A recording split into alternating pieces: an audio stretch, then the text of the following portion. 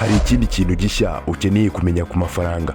Mu mwaka w'igihumbi kimwe magana cyenda na mirongo icyenda na karindwi ijerekani y'amata yaguraga amadolari 0.35. Tugeze mu mwaka wa 2013 igiciro cyaratumbagiye kigera ku madolari 3.53. Igiciro cyikubye inshuro hafi 10 zose. Mu bihugu bitandukanye ku isi bihangana n'igabanyuka ry'agaciro k'ifaranga katarengeje ikigero kiri hagati ya 2 na 2.5 ku mwaka. Iki ni igihombo ugira ku mafaranga wizigamye muri banki yawe.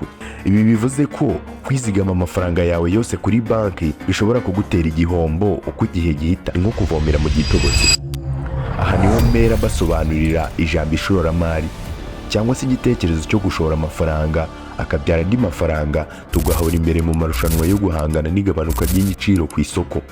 Ushobora kuba warumvishe ijambo isoko ry'imari n'imigabane nk'ahantu hambere horoshye ho gushora amafaranga mu buryo bworoshye. Isosiyete ya banki ya Kigali BK Group PLC yatangije igikorwa cyo kugurisha imigabane mishya ku isoko ry'imari n'imigabane ry'u Rwanda. Ese ubundi isoko ry'imari n'imigabane ni iki? Ni gute natangira gushora amafaranga muri ryo? Ese koko ni ibintu bigoye cyane nk'uko abandi bantu batabifiteho amakuru bashaka ko tubyizera? Wowe gumana nanjye muri iki kiganiro umara amatsiko ku isoko ry'imari n'imigabane. MTN Rwanda Cell PLC kibaye ikigo cya 10 cyinjiye ku isoko ry'imari n'imigabane ry'u Rwanda. Isoko ni ahantu ibicuruzwa bigurirwa bikanagurishirizwa. Ku batuye mu Bwongereza, Amerika cyangwa Ubuhinde, ubukungu bwabo bugira agaciro hagendewe ku miterere y'isoko. Isoko ry'imbuto rijyana n'igura n'igurishwa ry'imbuto. Real estate cyangwa ubucuruzi bw'imitungo itimukanwa bukorerwamo igura n'igurishwa ry'inyubako ndetse n'imitungo itimukanwa. Isoko ry'imari n'imigabane naryo rikorerwamo igura n'igurishwa ry'imigabane. Ari nabyo bineye kukubaza, ese ubundi imigabane ni iki? Stock cyangwa share? Aya magambo yombi akoreshwa simburana mu gusobanura ikintu kimwe. Asobanura kugira uruhare rucagase cyangwa se rwuzuye muri kampani runaka. Reka tuvuge ko kampani X yari ifite shares cyangwa se imigabane 10, ariyo rimwe na rimwe bita outstanding shares cyangwa se imigabane shingiro. Iyo hanze kampani ari nawe utunze iyo migabane yose, kampani aba ari 100% mu buryo busesuye.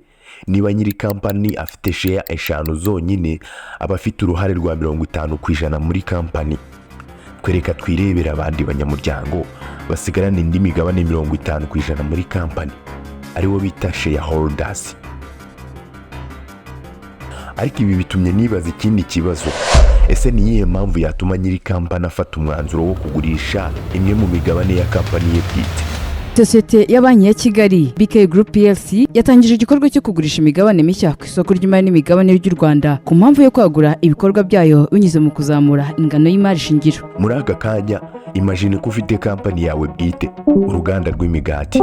Ibintu birimo kugenda neza, ni wowe ufite umugati ukunzwe mu gace utuyemo. Rimwe na rimwe abakiriya batonda umurongo muremure, ariko wowe urimo kureba kure. Urabona, ushingiye ku rukundo abakiriya bakunda umugati ukorerwa mu ruganda rwawe, ntabwo ushidikanya ko umugati wawe ugiye kubaka amateka adasanzwe mu gihugu. Noneho urashaka kuwagura business yawe, urashaka kubaka amashami, ugahakaza abantu benshi, urashaka kwamamaza ku mateleviziyo akomeye mu gihugu. Kugira ngo ubishobore, ukeneye gukusanya amafaranga y'igishoro. Wagakwiye kugana banki ngo iguhe inguzanyo. Bivuze ko witeguye kwishyura inyungu ku nguzanyo watse. Bashobora no kureba umushinga wawe bakabona amahirwe yo guhomba ari menshi cyane, ubundi bakakwima inguzanyo. Ubundi buryo bwo kuguha amafaranga yo kwagura ibikorwa byawe ni ukugurisha imigabane muri kampani yawe bwite. Ushobora kubikora mu buryo buri private, aho wagurisha imigabane yawe ku nshuti zawe zizi neza kampani yawe, cyangwa se nanone ukaba wagurisha publicly. Biba bimeze nka cyamunara, aho imigabane igurwa na buri wese ubishaka. Iki gikorwa gikorwa mu muhango bita IPO, Initial Public Offering, aho kampani yawe bwite ihindukiye rubanda. Noneho ku munsi kampani yawe yacuruje neza, uhitamo kugurisha imigabane ya kampani yawe, uhitamo gukora IPO. Isosiyete ya banki ya Kigali BK Group PLC yatangije igikorwa cyo kugurisha imigabane mishya ku isoko ry'imari n'imigabane ry'u Rwanda ku mpamvu yo kwagura ibikorwa byayo binyuze mu kuzamura ingano y'imari shingiro. Ubu ngubu turashaka amafaranga agera kuri miliyari 60, tugakomeza kubaka banki, tunubake n'igihugu. Igice cyo kugurisha imigabane ya kampani yawe nka IPO gikorwa wabanje kumenya ese ni imigabane ingana iki wifuza kugurisha. Umubare wifuza gushyira ku isoko bawita float. njya numva n'aba agents ba MTN na Airtel bakoresha ijambo cyane float. Agaciro k'umugabane umwe muri kampani yawe kagenwa n'uburyo kampani yawe ihagaze mu buryo amafaranga yinjira, uko business zimeze nk'iyawe zirimo kwitwara, ndetse n'ubwinshi bw'abazitabira igura ry'imigabane yawe. Hari n'utundi tuntu twinshi barebaho. Bizagusaba ko kampani yawe uyandikisha muri stock exchange. Kugira ngo misobanure neza, reka nkoreshe isoko ry'imbuto nk'urugero. Mu mujyi utuyemo hashobora kuba harimo amasoko menshi y'imbuto, ariko wowe wahisemo gucururiza mu isoko rimwe. Noneho wowe ayo masoko yasimbuze stock exchanges. Aho hantu rero niho hacururizwa imigabane. Ahari ubwoko butandukanye bw'imbuto, uhasimbuze kampani zitandukanye ziba zaje gukora ubucuruzi. Nageraga ngo nkumenyeshe ko ari wowe bireba mu guhitamo stock exchange cyangwa isoko ribuze kugurishirizamo imigabane yawe. Buri soko rigira imiterere yaryo rishingiraho kugira ngo ryemerere kampani yawe kwiyandikisha. Stock exchange za mbere muri Amerika ni nka New York Stock Exchange yafunguye amarembo mu 1917, hakaza na Nasdaq yaje muri 1971. Nasdaq ikaba ifite umwihariko wo gucururizwamo imigabane na kampani z'ikoranabuhanga zikomeye ku isi nka Google, Apple, Amazon na Intel. No mu Rwanda hari ikigo cyitwa Rwanda Stock Exchange cyafunguye amarembo muri 2011. Rero Stock Exchange ziri henshi ku isi. Noneho kugira ngo dusesengure stock exchange tuyisobanukirwe, reka tubanze tumenye stock broker, umukomisiyoneri cyangwa se umusherisheri w'imigabane. Stock broker agura akanagurishiriza imigabane nyiri kampani. Kera cyane aba stock brokers bahuriraga mu mazu ya stock exchange bagahamagarana buri wese avuga ibyo agura cyangwa agurisha.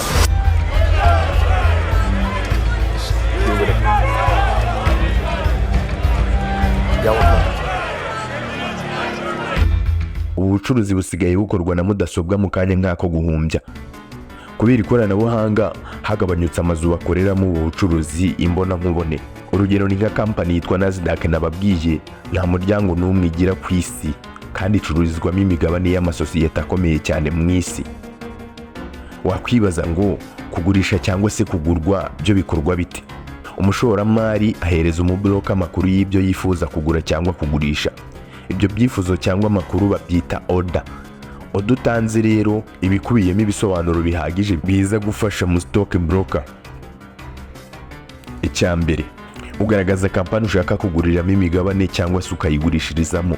Iyo kampani bihagarariwe n'inyuguti bita ticker symbol. Nimvuga ticker symbol wumva impine y'amazina ya kampani. Reka tuvuge nka Apple ni AAPL, Amazon AMZN, Tesla TSLA, MTN Rwanda MTNR. Niba ushaka kumenya n'izindi ticker symbols wajya kuri Google. Icya kabiri, ugaragaza uruhande uherereyemo, ugaragaza niba ugura cyangwa se ugurisha. Icya gatatu ni ukugaragaza ibiciro ugenderaho, aribyo bita amabwiriza cyangwa se order type. Urabona, isoko ry'imari n'imigabane ni isoko rinini cyane. Kubera ikoranabuhanga abaryitabira bari benshi cyane. Hari abaguzi ibihumbi n'ibihumbi bashaka kugura imigabane, ku rundi ruhande hakaba ibihumbi byinshi by'abacuruzi bashaka kugurisha imigabane. Iyo ibyifuzo by'umuguzi n'umucuruzi bihura, ubucuruzi burakorwa. Iki gikorwa kibaho inshuro zirenga amamiliyoni ku munsi. Igiciro kigenda gihindagurika bitewe n'uko imigabane ikenewe ku isoko. Kera bakoreshaga inyandiko zisinyeho zabaga zifite agaciro kangana n'icyangombwa cy'ubutaka.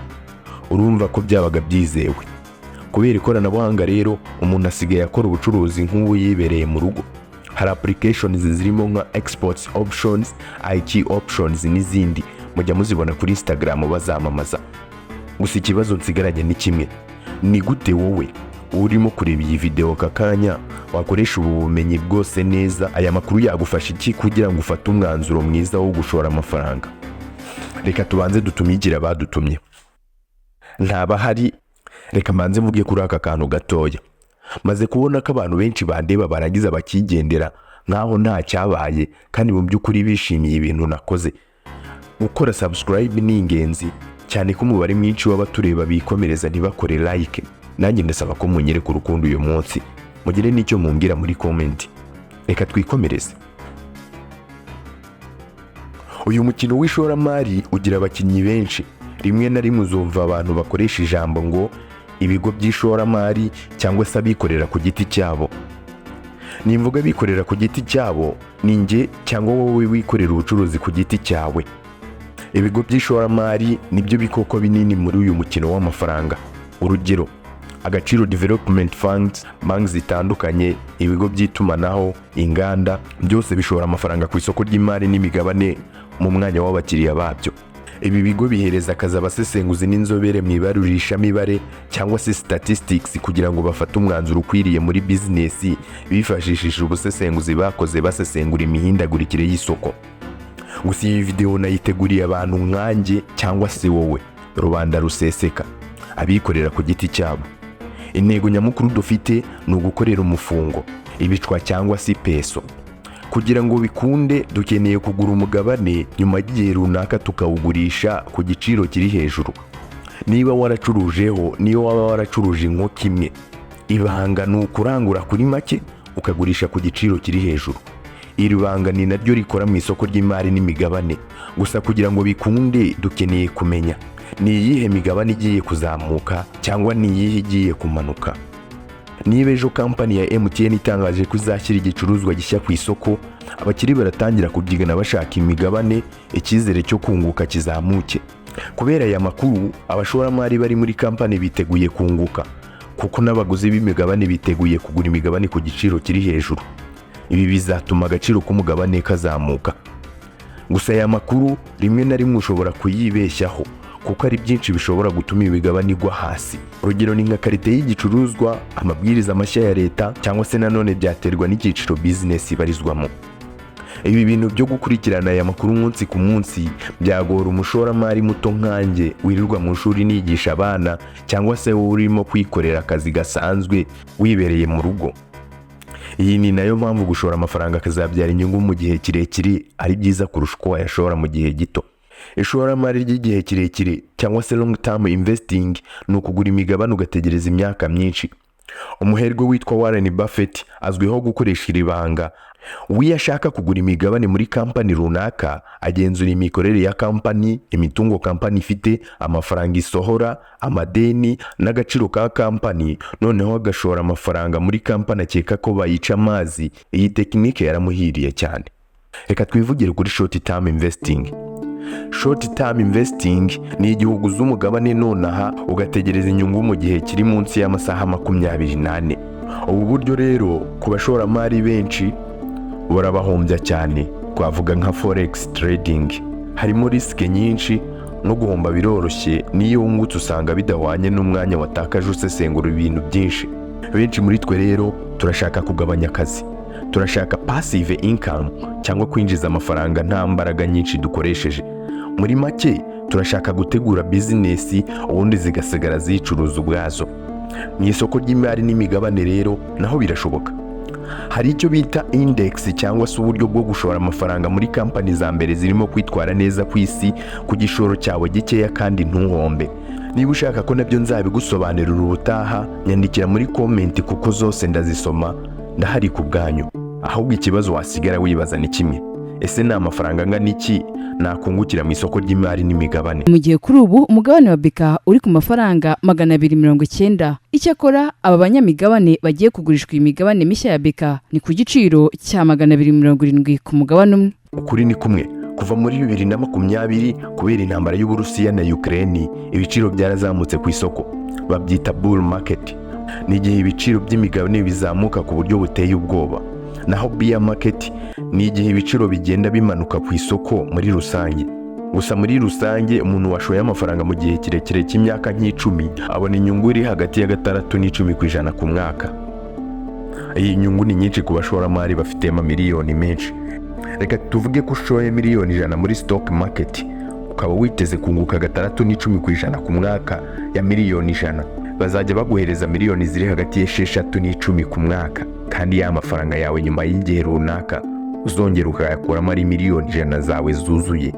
Gusa ngeze ku musozo, murabona ko isoko ry'imari n'imigabane kurishoramo udufaranga dukeya cyane ari ntacyo bivuze. Yarutwa nuko wadutereramo ubundi ukasa n'utwibagiwe nyuma y'imyaka 20 cyangwa se 30 ukazajya kureba uko byifashe.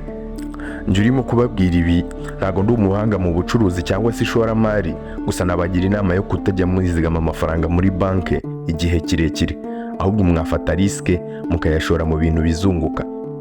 Ibintu nkora nakagaruka, ndabashimiye mwe tugeranye ku musozo. Ndagira ngo nkwibutse akantu kamwe: kanda like, ukande subscribe, ubundi uduhe igitekerezo muri comment. Niba ubona hari na mugenzi wawe ukeneye ubu bumenyi, uwo musangize. Hands on head. Salute.